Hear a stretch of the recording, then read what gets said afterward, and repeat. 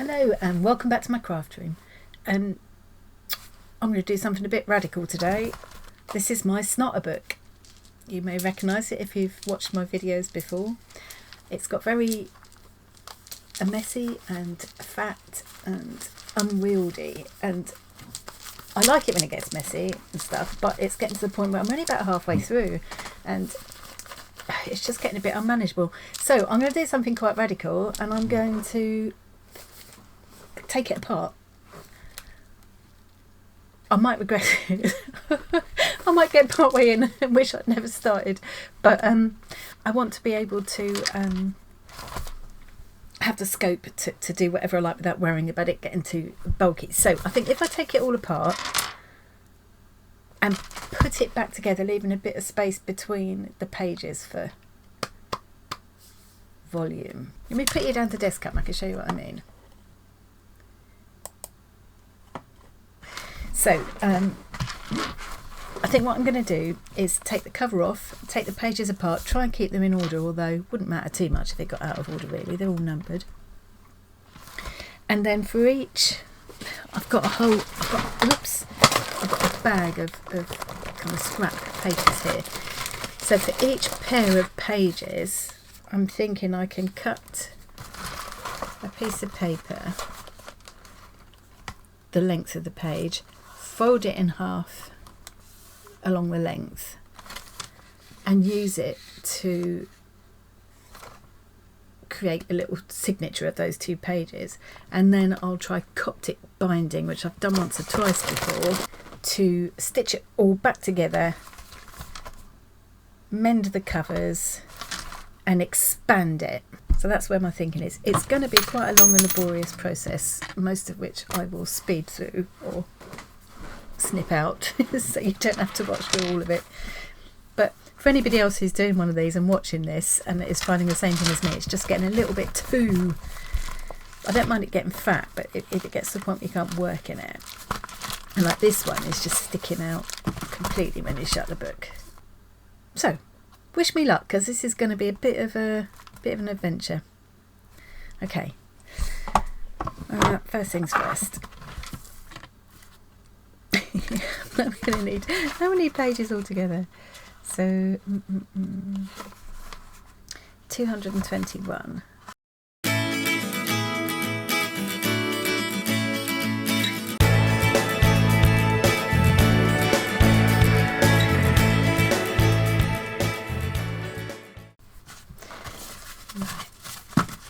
Okay, so there's absolutely no need for you to sit and even watch a speeded through version of me doing this, so I'm going to stop recording and then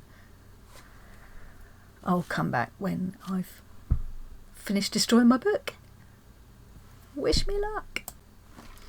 Right, that's my whole book taken apart. See how fat it wants to be left to its own devices, and I'm only halfway through. I reckon in the end it's going to be more like that fat. The spine, what's left of it, I probably won't be able to keep. I won't be able to use it again because it's got too much gubbins on here. So, but by the time I've got all these folded pieces of coloured paper and the coptic stitching, that will make a nice decorative spine in itself, I think. So the next stage is to cut, I think I've just cut 100 to start with, of strips of colourful paper that I can then start gluing onto here. And then as I go along, where a page clearly needs some reinforcement or something, I will do that. I'm going to cut these 100 strips of colourful paper now, and then probably what I'll do is come back and show you how I do the first couple and speed through the rest. And then it'll be onto the binding. Okay, I have finished cutting, I don't know, 100 or so. I got bored counting in the end. I've probably got more than I need, but if I need more, it'll be easy to cut some. And what it was strips of paper like this. I've picked the sort of reasonably heavyweight scrapbooking type paper because I want it to be strong enough. And it's about 1.25 inches wide by 7.5 by 7 3/4 long, so it will fit my book. And then I just scored them down the centre, which would be 5/8 of an inch. I'm only working in inches because both my guillotine and my scoreboard are set up to be easier to use with inches. There are centimetres here, but it's a bit awkward to use it there. And then with each one, I've just folded it over and given it a good press with my paper folder. So they're all ready to go. I've kept the scraps because I might make some page tabs and things as well on the matic, and I might want little small pieces for mending and things as well. The idea is that I would pair pages together like that to create signatures that I can then stitch back together with coptic binding or whatever type of binding I decide to do. But I'm wondering if I need to think this through a bit more and have, say, groups of 5 signatures together. And if that's the case, then I need to think it through a bit more carefully to make sure the pages end up in the right order. So I'm going to go off again and think that through, and I'll come back and show you. I think I have it figured out, and I'm just going to take off the cover and that first inner page and put them to one side for now. And then I'm going to try working in just groups of 3 per signature. 3 pairs of pages per signature. So 1, 2, 3, 4, 5, 6. So let's just put them to one side a minute. This is going to be my signature. So I need to pair the outer 2 together. So it'll be that one and that one. And the next 2 will be that one and that one. And then that one and that one. So I will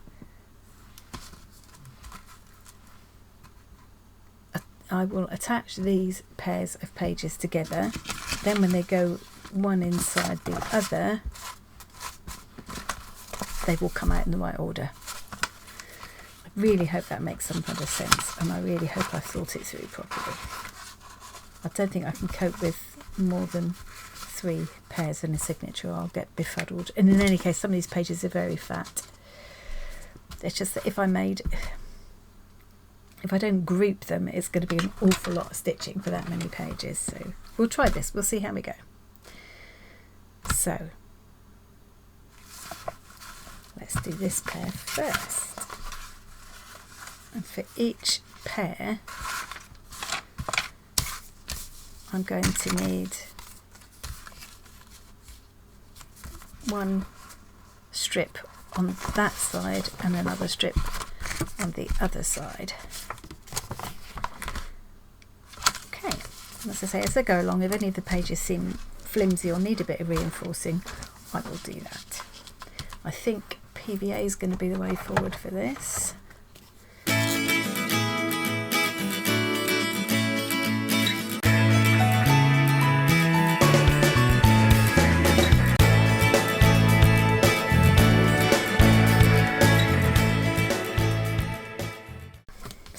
First pair of pages, and yes, you know, I'm going to end up with strips up the middle of these, but that's honestly not going to bother me.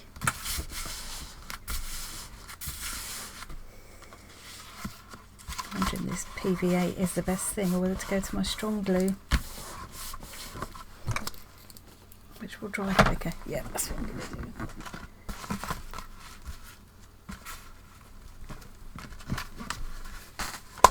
So then when I've got my little groups of signatures, now something else has just occurred to me. What happens when you get these groups of signatures is that the middle ones will stick out further, so you end up having to trim them off. So I'm going to need to do that as well, unless I just accept that the pages aren't going to be level. We'll see how I feel. So Again, that's going to be a long and laborious process. I'm going to binge watch a bit of YouTube or something while I do this, and then I'll come back and show you what I've done. So here I am, several hours later. My whole book has been dismantled and reassembled.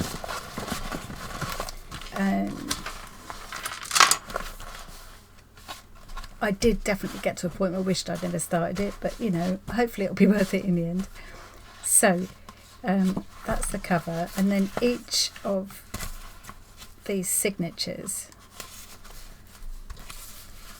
is basically 6 pages put together, so 6 leaves. So there's a pair of pages, pair of pages, pair of pages, all stacked together into a signature. I've decided not to worry about the fact that the middle ones will stick out. What I'm going to do is extend the cover to cover that.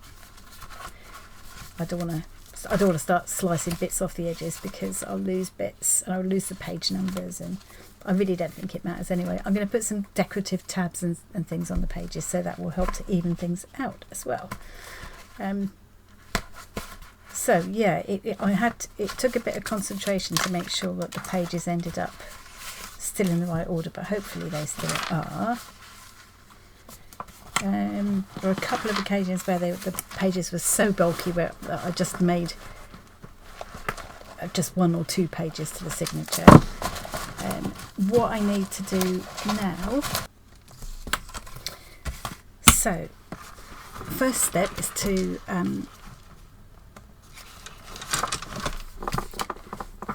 the first step is to make my front and back covers. I've just cut these from just a piece of, it was just a cover like this from some scrapbook paper. You know, like a cornflakes box would be a good way to use it. It doesn't need to be massively heavyweight, I don't think, for this. I've made it the same height, perhaps slightly longer than the original cover, with quite a bit extra on this side, and this is how I'm going to stick it. But before I do that, I want to cover them with black paper, so that will give them a bit more, I think it will look nice, and it will also give them a bit more strength. So I think I'll do this with tape.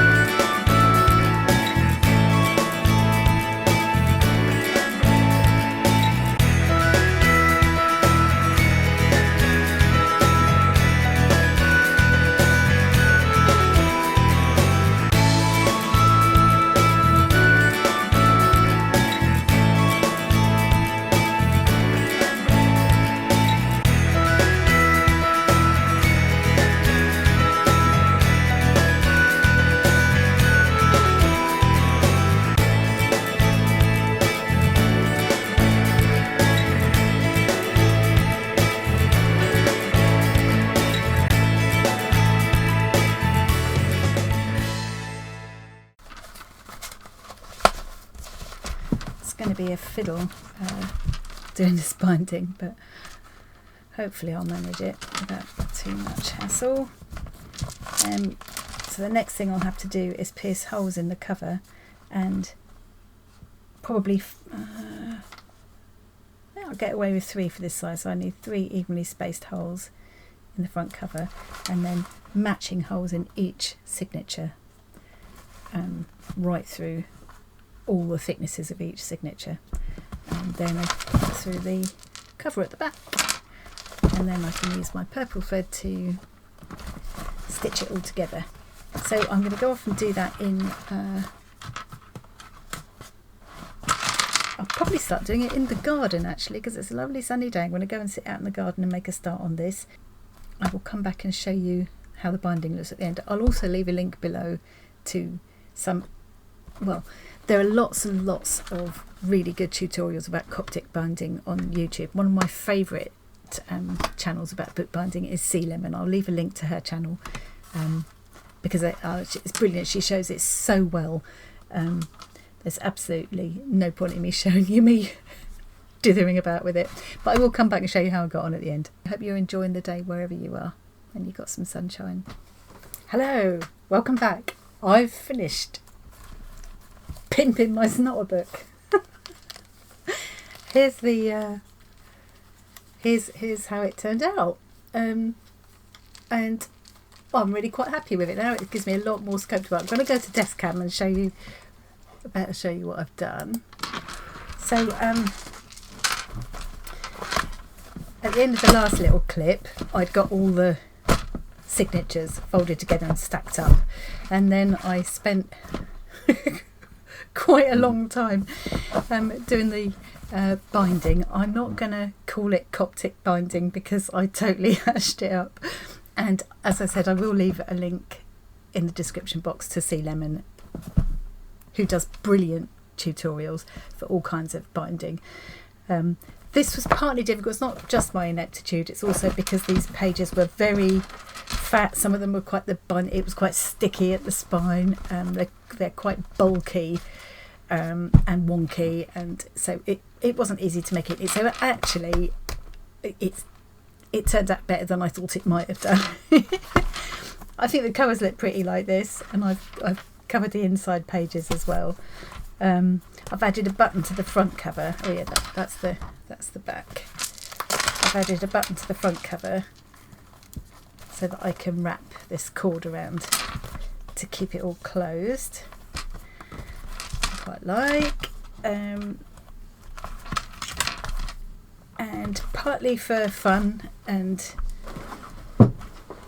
partly to kind of even up the fatness of the spine with the edges, I added tabs to every single page using scraps of the strips that I cut for the spine. So every single page has got a tab now.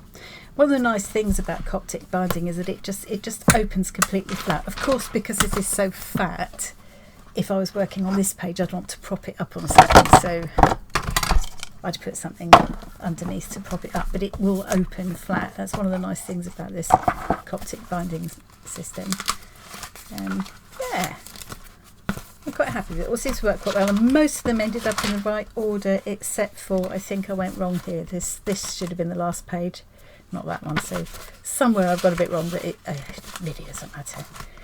Now I've marked this page because as I went through, I realised that this little exercise I've just done with mending, expanding, revamping, customising my Snotter book and generally pimping it up actually fits really well with the prompt on these pages 144, 145 and 146. So this is not a book, this is a customisable object, and then on the opposite page there were some things you could colour in and cut out. So I think what I'm going to do, here we are, some ideas: colour in some pages, shape them with glue, add stripes, glue in envelopes for collecting things, add an elastic band to hold it closed, blah blah blah blah blah. I think we can safely say that what I've just done fulfills that prompt. So I just need to add some colour to these pages. I got these from Poundland, so I'm interested to see how good they are. They're nice and bright, they'll be nice and quick. I'm just going to colour in these things. I've got a black pigment liner as well, and I'm just gonna, I think, so this is not book stuff. Usually I've been putting this is a whatever, so I think I'm going to put this is a customised, mended, expanded, generally pimped up Snotter book, something like that. I'll just run words down there. I probably won't have room for that many words, so I'm going to do that, speed through it, and let's pick the brightest looking colour.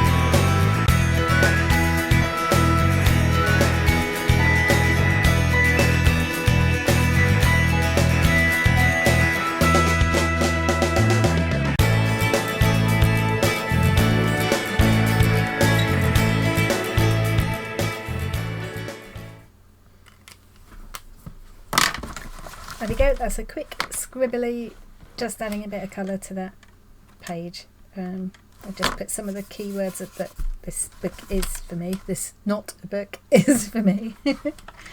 And I mean, these highlighters from Poundland are really good, really nice to use, even on this slightly rubbish paper. So that's it. Let's put you back up to what's her name?